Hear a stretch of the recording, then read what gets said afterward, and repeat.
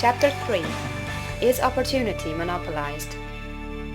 No man is kept poor because opportunity has been taken away from him, because other people have monopolized the wealth and have put a fence around it. You may be shut off from engaging in business in certain lines, but there are other channels open to you.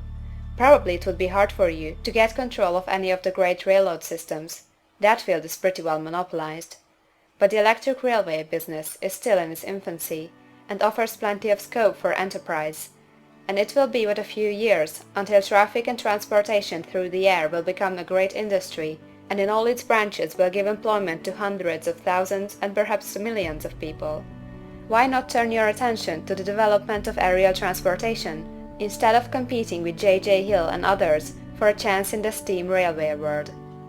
It is quite true that if you are a workman in the employ of the Steel Trust, you have very little chance of becoming the owner of the plant in which you work. But it is also true that if you will commence the act in a certain way, you can soon leave the employ of the Steel Trust. You can buy a farm of from 10 to 40 acres and engage in business as a producer of foodstuffs. There is great opportunity at this time for men who will live upon small tracts of land and cultivate the same intensively. Such men will certainly get rich. You may say that it is impossible for you to get the land, but I am going to prove to you that it is not impossible, and that you can certainly get a farm if you will go to work in a certain way. At different periods, the tide of opportunity sets in different directions, according to the needs of the whole, and the particular state of social evolution which has been reached. At present, in America, it is setting toward agriculture and the allied industries and professions. Today, opportunity is open before the factory worker in his line. It is open before the businessman who supplies the farmer more than before the one who supplies the factory worker, and before the professional man who waits upon the farmer more than before the one who serves the working class. There is abundance of opportunity for the man who will go with the tide, instead of trying to swim against it. So the factory workers, either as individuals or as a class, are not deprived of opportunity. The workers are not being kept down by their masters. They are not being ground by the trusts and combinations of capital. As a class, they are where they are because they do not do things in a certain way. If the workers of America chose to do so, they could follow the example of their brothers in Belgium and other countries, and establish great department stores and cooperative industries. They could elect men of their own class to office, and pass laws favoring the development of such cooperative industries, and in a few years they could take peaceable possession of the industrial field. The working class may become the master class whenever they will begin to do things in a certain way. The law of wealth is the same for them as it is for all others. This they must learn, and they will remain where they are as long as they continue to do as they do. The individual worker, however, is not held down by the ignorance or the mental slothfulness of his class. He can follow the tide of opportunity to riches, and this book will tell them how. No one is kept in poverty by a shortness in the supply of riches. There is more than enough for all.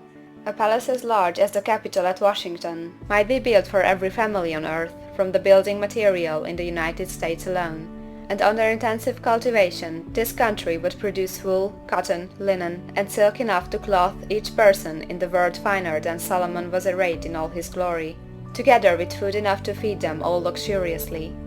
The visible supply is practically inexhaustible, and the invisible supply really is inexhaustible. Everything you see on earth is made from one original substance, out of which all things proceed. New forms are constantly being made, and older ones are dissolving, but all are shapes assumed by one thing. There is no limit to the supply of formless stuff, or original substance. The universe is made out of it, but it was not all used in making the universe. The spaces in, through, and between the forms of the visible universe are permeated and filled with the original substance, with the formless stuff, with the raw material of all things. 10,000 times as much as has been made might still be made, and even then we should not have exhausted the supply of universal raw material. No man, therefore, is poor because nature is poor, or because there is not enough to go around. Nature is an inexhaustible storehouse of riches. The supply will never run short. Original substance is alive with creative energy and is constantly producing more forms. When the supply of building material is exhausted, more will be produced. When the soil is exhausted, so that foodstuffs and materials for clothing will no longer grow upon it, it will be renewed, or more soil will be made. When all the gold and silver has been dug from the earth, if man is still in such a stage of social development that he needs gold and silver, more will be produced from the formless. The formless stuff responds to the needs of man, it will not let him be without any good thing. This is true of man collectively. The race as a whole is always abundantly rich, and if individuals are poor, it is because they do not follow the certain way of doing things which makes the individual man rich. The formless stuff is intelligent. It is stuff which thinks. It is alive, and is always impelled toward more life. It is the natural and inherent impulse of life to seek to live more. It is the nature of intelligence to enlarge itself, and of consciousness to seek to extend its boundaries and find fuller expression. The universe of forms has been made by formless living substance, throwing itself into form in order to express itself more fully. The universe is a great living presence, always moving inherently toward more life and fuller functioning. Nature is formed for the advancement of life. Its impelling motive is the increase of life. For this cause, everything which can possibly minister to life is bountifully provided. There can be no lack unless God is to contradict himself and nullify his own works. You are not kept poor by lack in the supply of riches.